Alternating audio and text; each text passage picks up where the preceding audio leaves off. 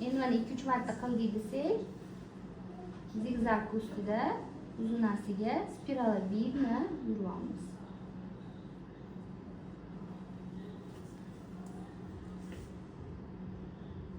Точка qo'yilyapti har bitta aylangandan keyin. И liniya shu butun tilda liniya qilib yuramiz. Xuddi shunaqa oldin точка и spiral.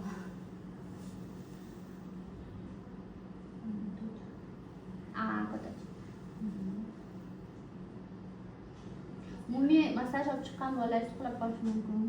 Lekin tilini qizg'ansa bermasligi mumkin. Tishlab olishiga ahamiyat berishingiz kerak. Bolalar charchabam yoki sizdan qochibam qilib tishlab olishi uchun qo'lingiz turishi kerak ko'proq tishlab olmasligi uchun siz ish qilaman bunga aziyat. Chunki unaqa payt qattiq tishlaydi til.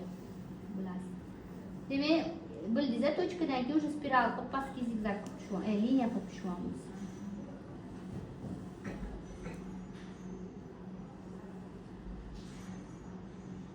Tili tegi bilan ham ishlaymiz, o'ylamanglar hali tili tegicha deb hali u ham bo'ladi.